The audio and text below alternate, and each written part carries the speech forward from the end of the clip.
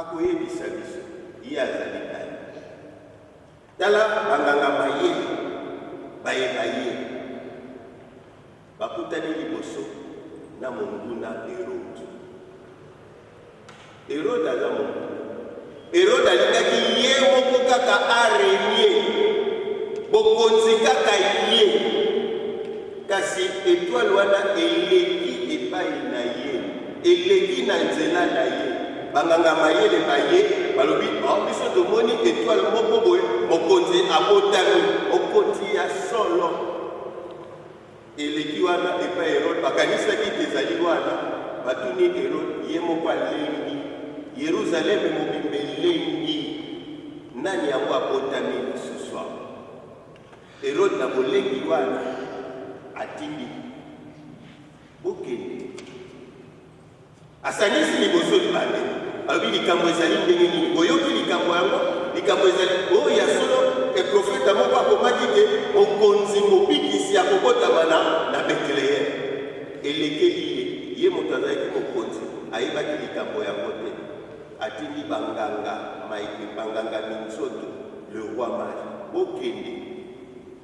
bokende kotala soki bino bomoni nsima na yango boria po ngai mpe nakende kokumbamela ye, kasi tokotala soki ya solo azalaki na likanisi ya bokende kokumisa ye mpe tokumbamela banganga minzoto le roi mage bango wana kaka monzoto wana ememi bango te Yesu Kristo esika oyo abotami.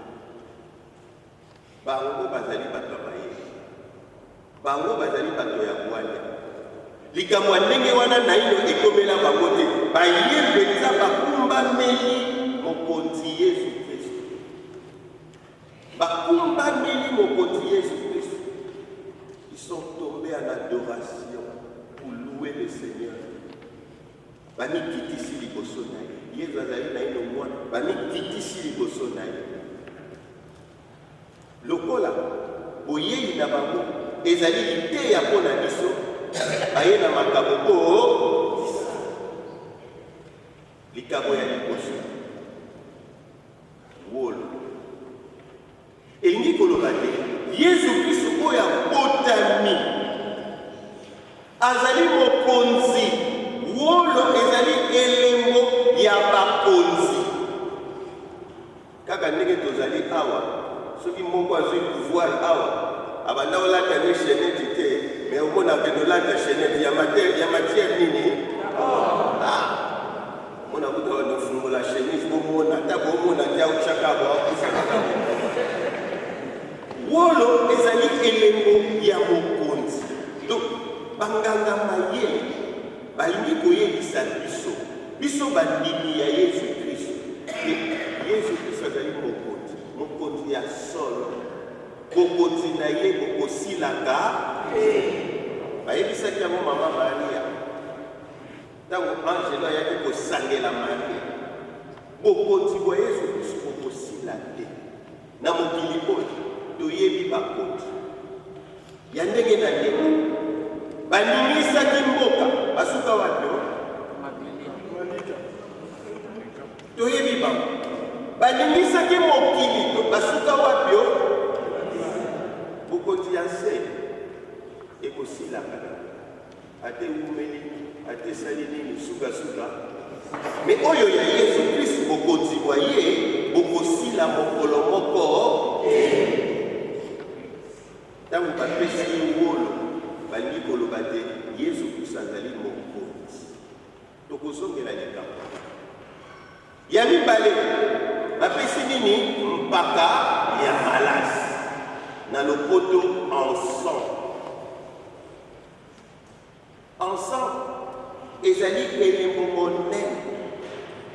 Mokolo moko nazalaki kosala misa esika moko ya matanga ntango batie ensemble namona bandeko moko bazalaki babimi bango batuni bango bimi mpo na nini kasi wana milinga wana milinga na bango wana bayebi kwani babimaki ya po milinga wana esala bango bayebi kwani babimaki bandeko ensemble omoni awa tobini nkelo Mais avant qu'elle, Toniakeli, hôtel Mobimba, ensemble, ils allaient dans l'Ilobati. Au Babo Balobaki, ça en sortant de Sambelaka, ils allaient dans Tina Monene. Dans le pays, Awana Samuela, on a sensé. Dans le pays, on a une consécration dans Mbongwana. Bana, basali sakamisa bako encenser bako pesa lokumu na elembo oyo ematisaka biso likolo. Sima na yango bako encenser mpe ngai nganga nzambe. Sima na yango mpe bayaka telemi wana mingi kati na biso bayebaka te aza kosala nini, aza koencenser biso. Encens ezali na signification monene na nzela ya losambo. Ce qui va yéli Jésus Christ ensemble wana elingi koloba te yende moto akokamata losambo ya moko ya biso esala nini abotisa ngo epai ya nani yango wana biso moko elobaka que ma prière monte comme de l'encens losambo nange ekuta lokola encens. Yesu Kristu nde yende moto akozwa losambo na biso Dalatina wana tango nyonso tosambelaka na kombo ya Yesu Kristu mpo ye nde moto akomi ensemble oyo ekokuta. Soki tasengi ndeko oyo ensemble atya yango batya okomona jamais ensemble ekokita na se. Ensemble ekosala ntango nyonso nini ekutaka kaka. Elembo wana bazwa yango ekota na kati ya losambo. Pour Jésus Christ, yende ensemble, yende a besoin de sambo na biso. Ya wana biso to sengeli ko banga lisusu te. Na bisambo na biso nyonso to ye epai ya Yesu Kristu ko bonzela ye yango. Banganga maye barua maji bayebaki te yende mosusu azali